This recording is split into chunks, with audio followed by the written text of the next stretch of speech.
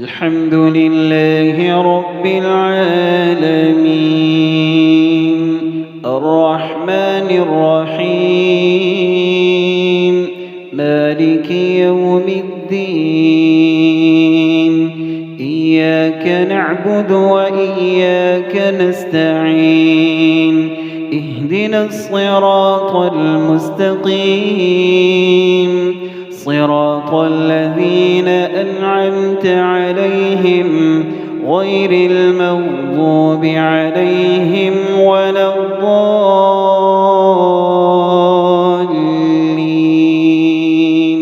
آمين.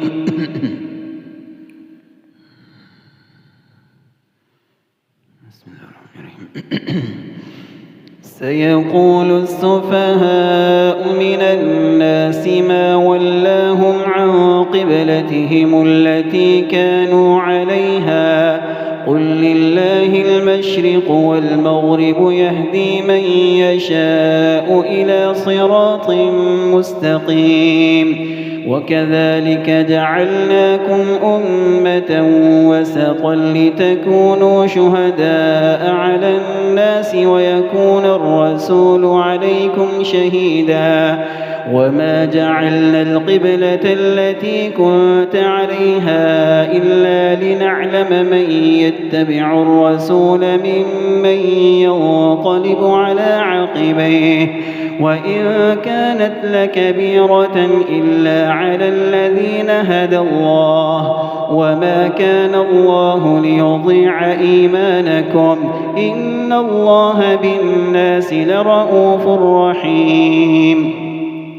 قد نرى تقلب وجهك في السماء فلنولينك قبلة ترضاها فول وجهك شطر المسجد الحرام وحيث ما كنتم فولوا وجوهكم شطره وإن الذين أوتوا الكتاب ليعلمون أنه الحق من ربهم وما الله بغافل عما يعملون ولئن أتيت الذين أوتوا الكتاب بكل آية ما تبعوا قبلتك وما أنت بتابع قبلتهم وما بعضهم بتابع قبلة بعض ولئن اتبعت أهواءهم من بعد ما جاءك من العلم إنك إذا لمن الظالمين. الذين آتيناهم الكتاب يعرفونه كما يعرفون أبناءهم وإن فريقا منهم ليكتمون الحق وهم يعلمون الحق من ربك فلا تكونن من الممترين ولكل وجهة هو موليها فاستبقوا الخيرات أينما تكونوا يأت بكم الله جميعا إن الله على كل شيء قدير. ومن حيث خرجت فول وجهك شطر المسجد الحرام وإنه للحق من ربك وما الله بغافل عما تعملون. ومن حيث خرجت فول وجهك شطر المسجد الحرام وحيث ما كنتم فولوا وجوهكم شطره لئلا يكون للناس عليكم حجة إلا الذين ظلموا منهم فلا تخشوهم واخشوني ولأتم نعمتي عليكم ولعلكم تهتدون. كما أرسلنا فيكم رسولا منكم يتلو عليكم آياتنا ويزكيكم ويعلمكم الكتاب والحكمة ويعلمكم ما لم تكونوا تعلمون فاذكروني أذكركم واشكروا لي ولا تكفرون. يا أيها الذين آمنوا استعينوا بالصبر والصلاة إن وإن الله مع الصابرين ولا تقولوا لمن يقتل في سبيل الله أموات بل أحياء ولكن لا تشعرون ولنبلونكم بشيء من الخوف والجوع ونقص من الأموال والأنفس والثمرات وبشر الصابرين الذين إذا أصابتهم مصيبة قالوا إنا لله وإنا إليه راجعون أولئك عليهم صلوات من ربهم ورحمة وأولئك هم المهتدون إن الصفا والمروة من شعائر الله فمن حج البيت أو اعتمر فلا جناح عليه أن يطوف بهما ومن تطوع خيرا فإن الله شاكر عليم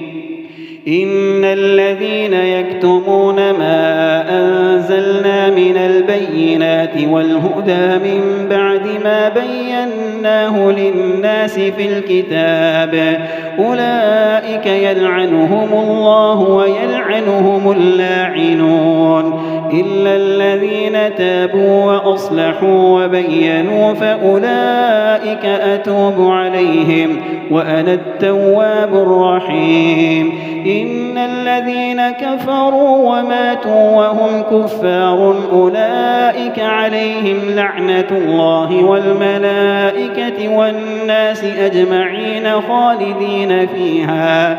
لا يخفف عنهم العذاب ولا هم ينظرون وإلهكم إله واحد لا إله إلا هو الرحمن الرحيم إن في خلق السماوات والأرض واختلاف الليل والنهار والفلك التي تجري في البحر بما ينفع الناس وما أنزل الله من السماء من ماء فأحيا به الأرض بعد موتها وبث فيها من كل دابة وتصريف الرياح والسحاب المسخر بين السماء والأرض لآيات لقوم يعقلون ومن الناس من يتخذ من دون الله أندادا يحبونهم كحب الله والذين آمنوا أشد حبا لله ولو يرى الذين ظلموا إذ يرون العذاب أن القوة لله جميعا وأن الله شديد العذاب إذ تبرأ الذين اتبعوا من الذين اتبعوا ورأوا العذاب وتقطعت بهم الأسباب وقال الذين اتبعوا لو أن لنا كرة فنتبرأ منهم كما تبرؤوا منا كذلك يريهم الله أعمالهم حسرات عليهم وما هم بخارجين من النار يا أيها الناس كلوا مما في الأرض حلالا طيبا ولا تتبعوا خطوات الشيطان إنه لكم عدو مبين إنما يأمركم بالسوء والفحشاء وأن تقولوا على الله ما لا تعلمون وإذا قيل لهم اتبعوا ما أنزل الله قالوا بل نتبع ما ألفينا عليه آباءنا أولو كان آباؤهم لا يعقلون شيئا ولا يهتدون ومثل الذين كفروا كمثل الذي ينعق بما لا يسمع إلا دعاء ونداء صم بكم عمي فهم لا يعقلون يا أيها الذين آمنوا كلوا من طيبات ما رزقناكم واشكروا لله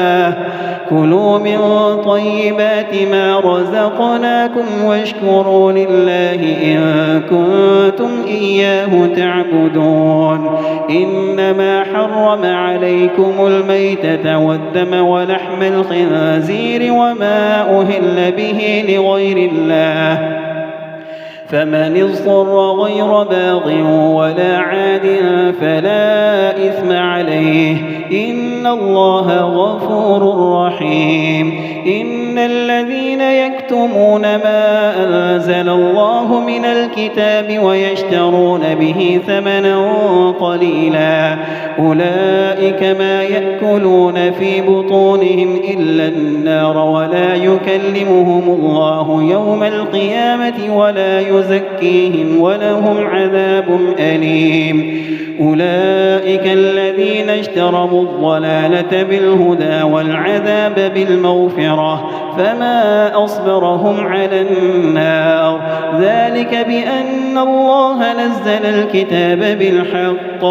وإن الذين اختلفوا في الكتاب لفي شقاق بعيد ليس البر أن تولوا وجوهكم قبل المشرق والمغرب ولكن البر من آمن بالله واليوم الآخر والملائكة والكتاب والنبيين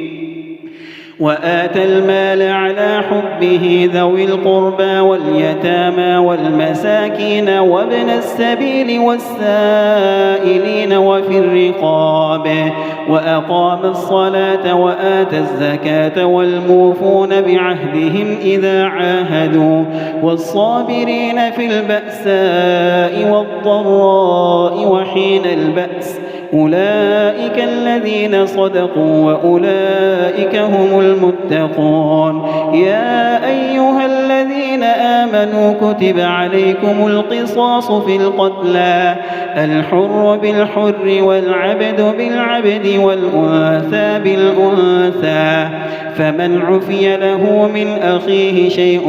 فاتباع بالمعروف وأداء إليه بإحسان ذلك تخفيف من ربكم ورحمة فمن اعتدى بعد ذلك فله عذاب أليم ولكم في القصاص حياة يا أولي الألباب لعلكم تتقون كتب عليكم إذا حضر أحدكم الموت إن ترك خيرا الوصية للوالدين والأقربين بالمعروف حقا على المتقين فمن بدله بعدما سمعه فإنما إثمه على الذين يبدلونه إن الله سميع عليم فمن خاف من موص جنفا أو إثما فأصلح بينهم فلا إثم عليه إن الله غفور رحيم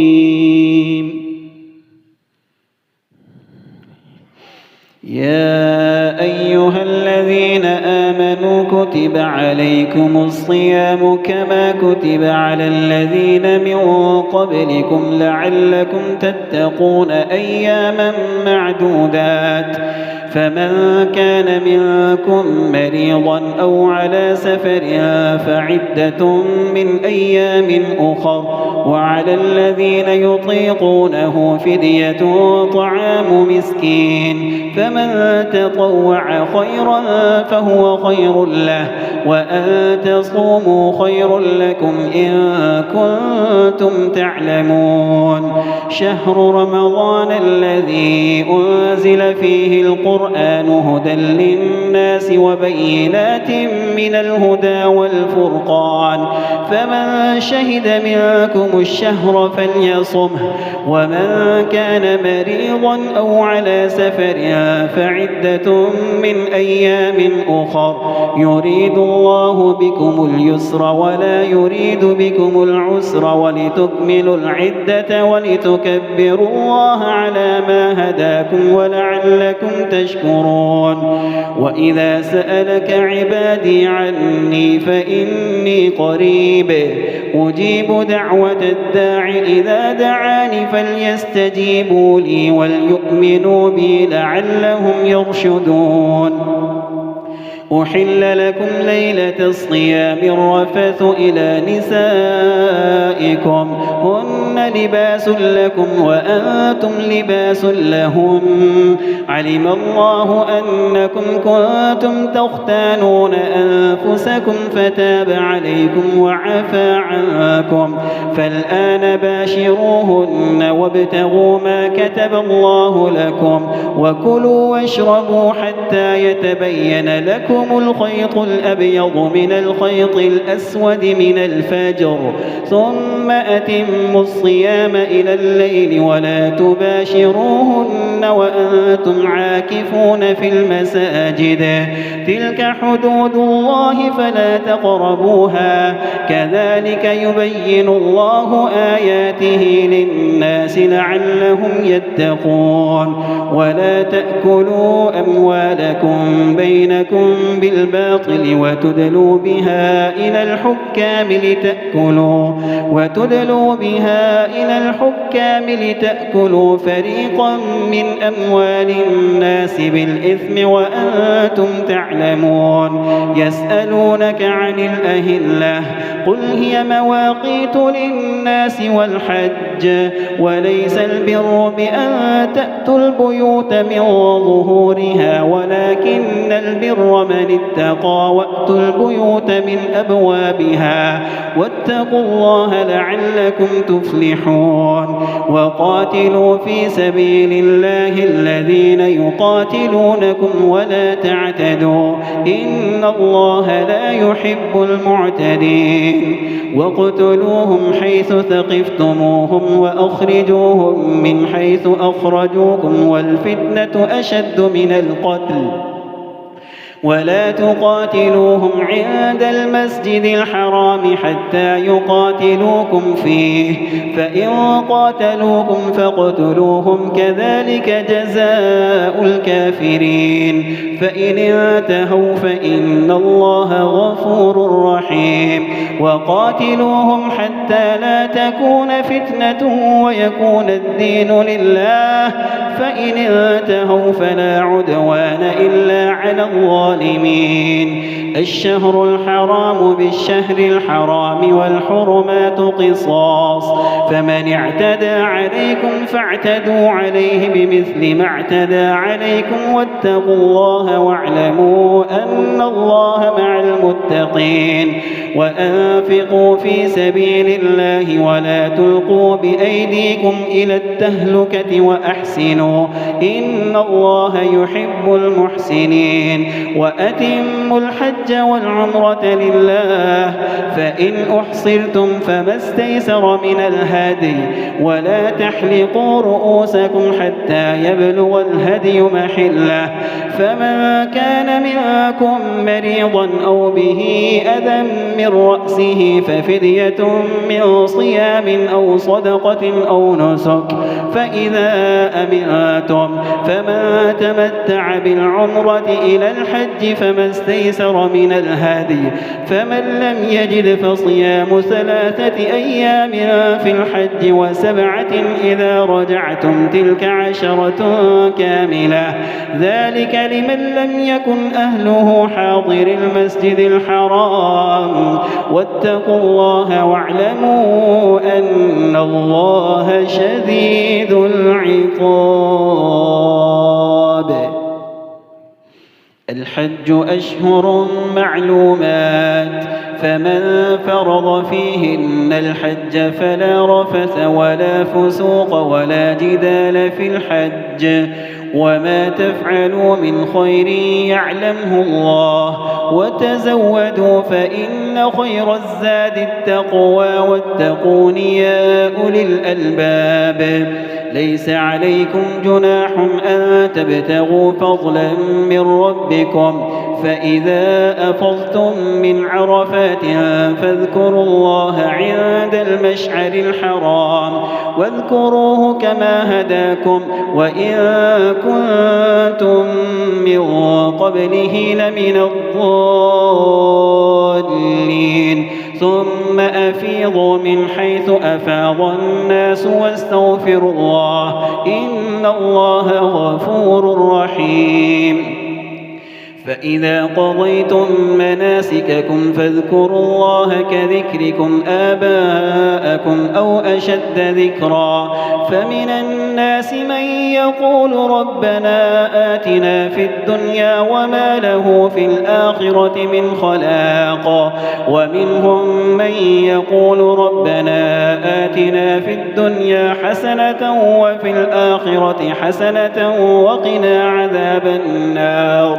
أولئك لهم نصيب مما كسبوا والله سريع الحساب. واذكروا الله في أيام معدودات، فمن تعجل في يومين فلا إثم عليه ومن تأخر فلا إثم عليه لمن اتقى. واتقوا الله واعلموا أنكم إليه تحشرون.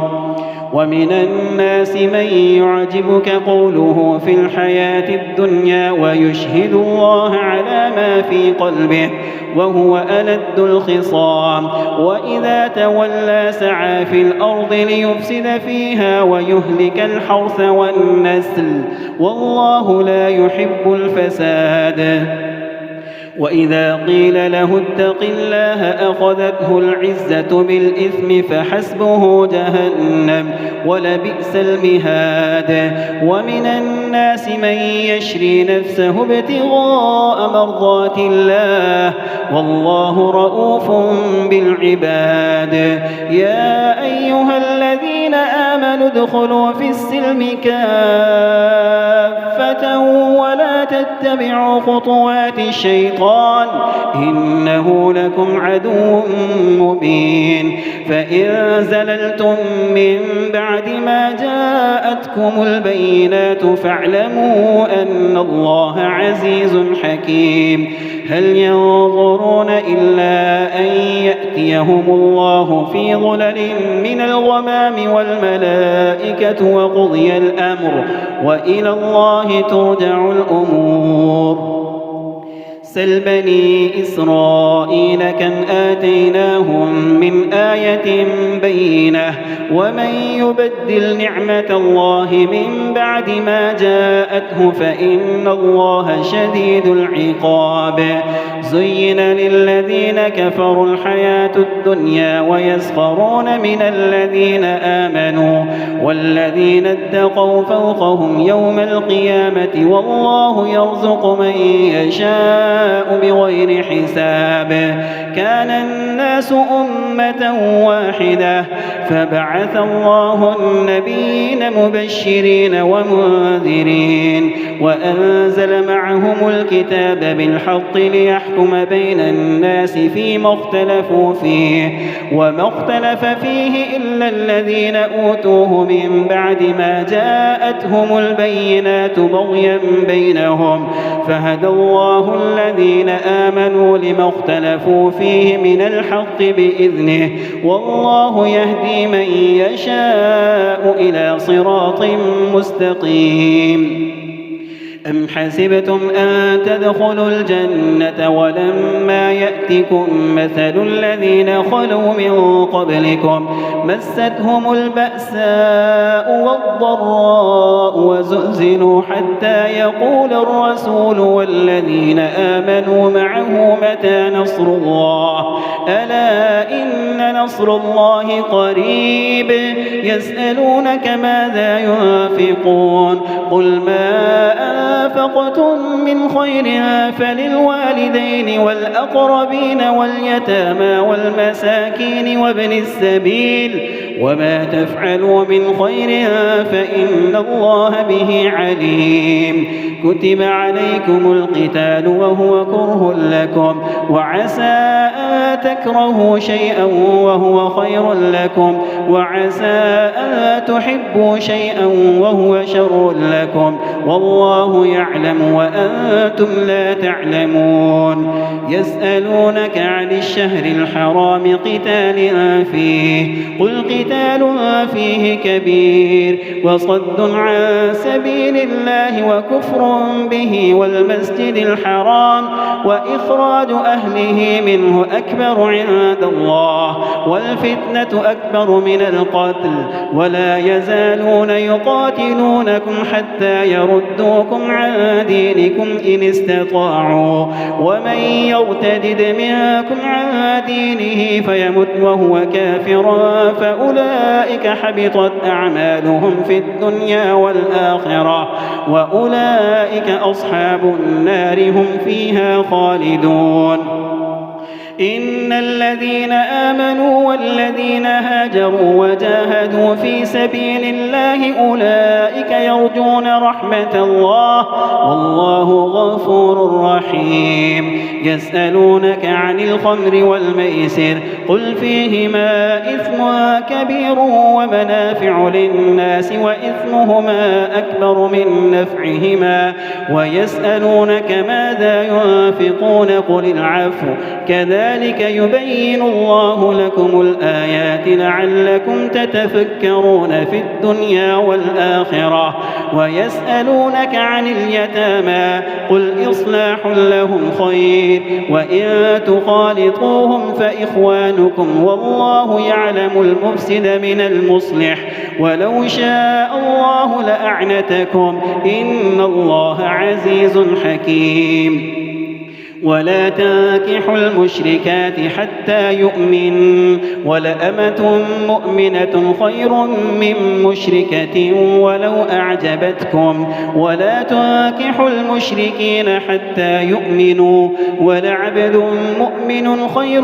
من مشرك ولو أعجبكم أولئك يدعون إلى النار والله يدعو إلى الجنة والمغفرة بإذنه ويبين آياته للناس لعلهم يتذكرون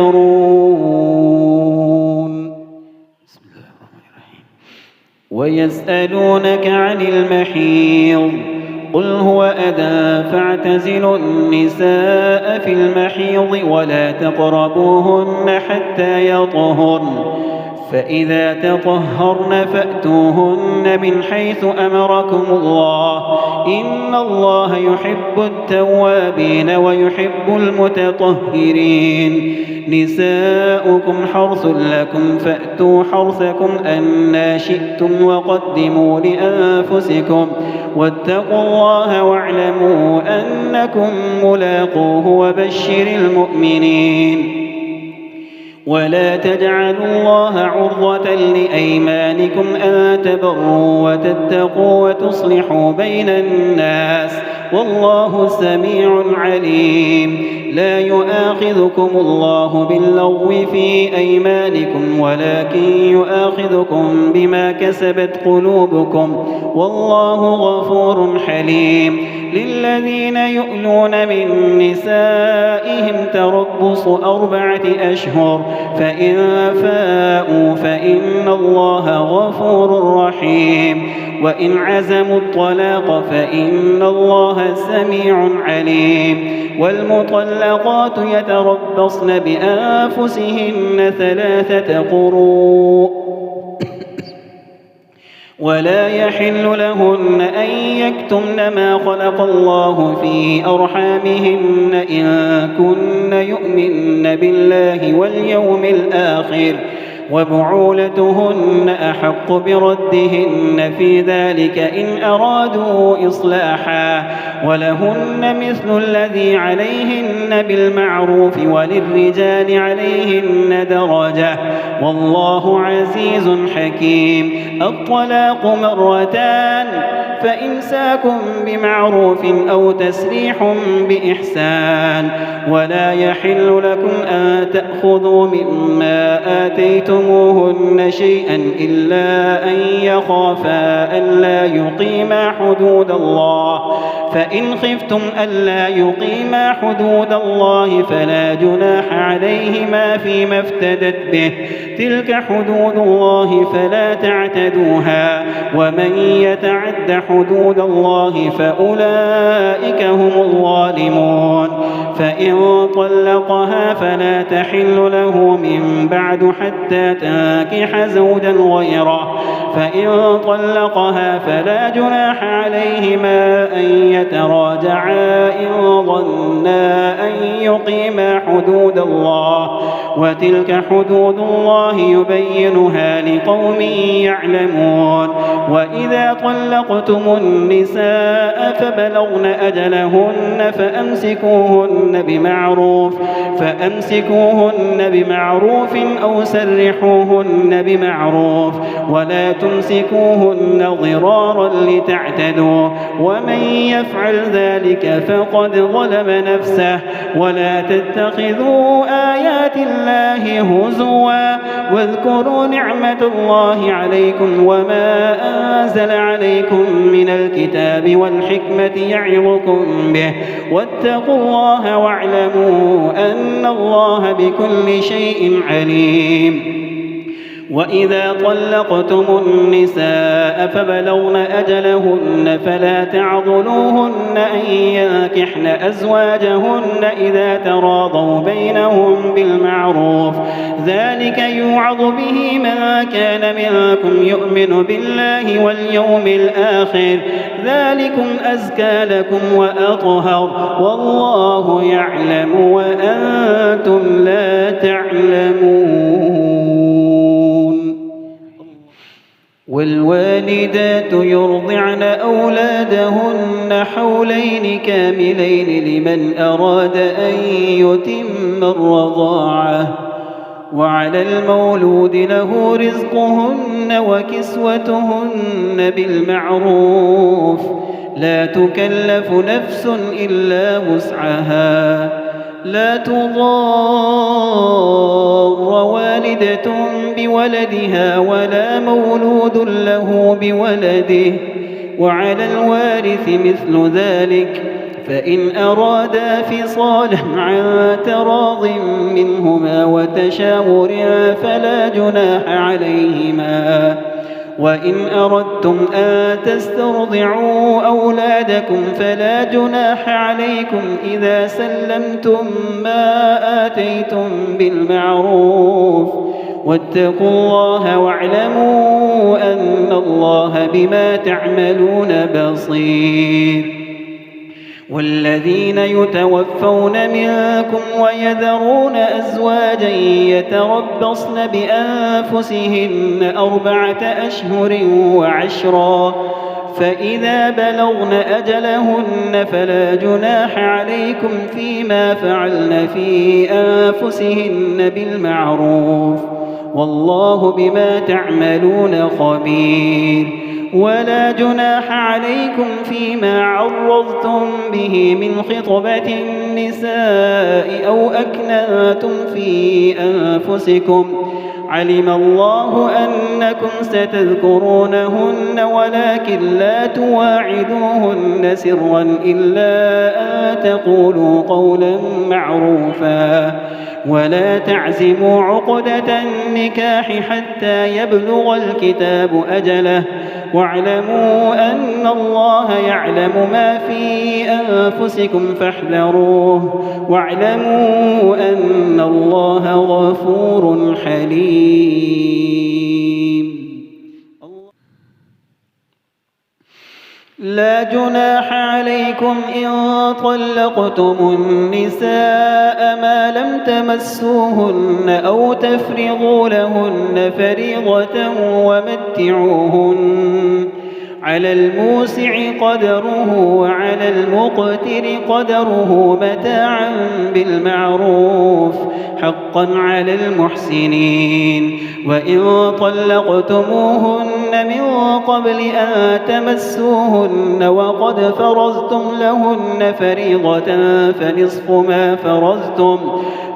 ما فرضتم إلا أن يعفون أو يعفو الذي بيده عقدة النكاح وأن تعفوا أقرب للتقوى ولا تنسوا الفضل بينكم إن الله بما تعملون بصير. حافظوا على الصلوات والصلاة الوسطى وقوموا لله قانتين.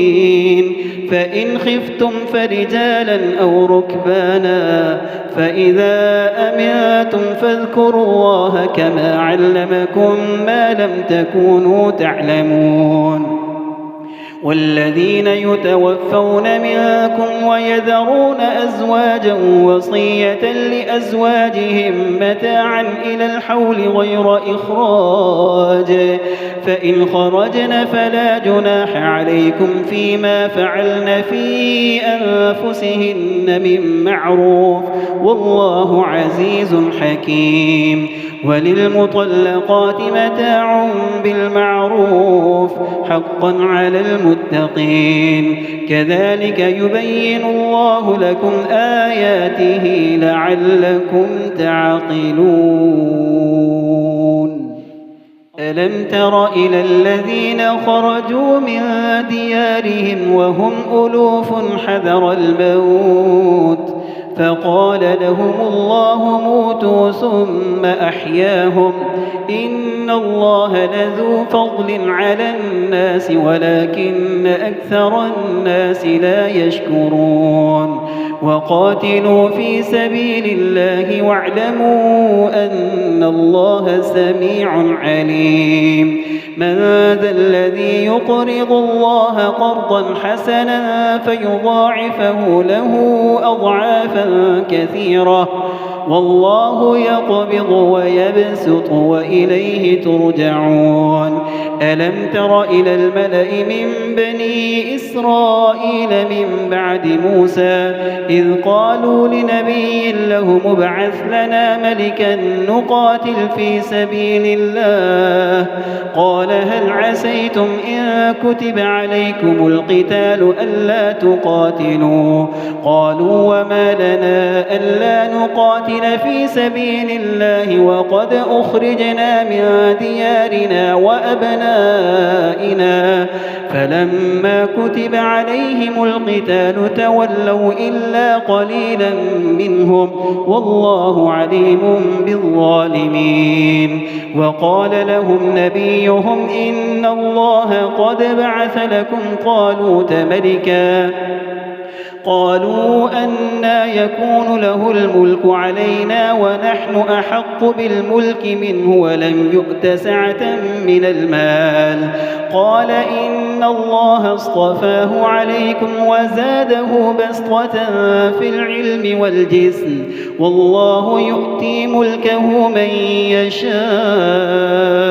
والله واسع عليم. وقال لهم نبيهم إن آية ملكه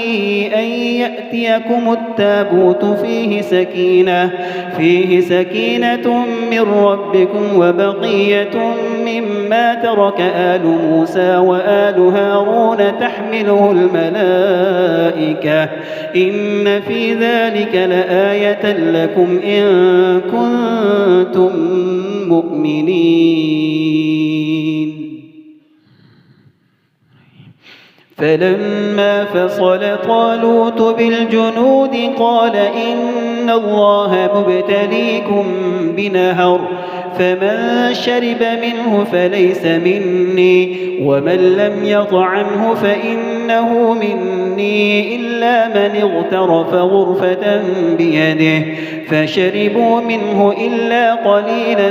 منهم. فلما جاوزه هو والذين آمنوا معه قالوا لا طاقة لنا اليوم بجالوت وجنوده. قال الذين يظنون أنهم ملاقو الله كم من فئة قليلة غلبت فئة كثيرة بإذن الله والله مع الصابرين. ولما برزوا لجالوت وجنوده قالوا ربنا أفرغ علينا صبرا وثبت أقدامنا وانصرنا على القوم الكافرين. فهزموهم بإذن الله. وقتل داود جالوت وآتاه الله الملك والحكمة وعلمه مما يشاء. ولولا دفع الله الناس بعضهم ببعض لفسدت الأرض ولكن الله ذو فضل على العالمين. تلك آيات الله نتلوها عليك بالحق وإنك لمن المرسلين. الله أكبر.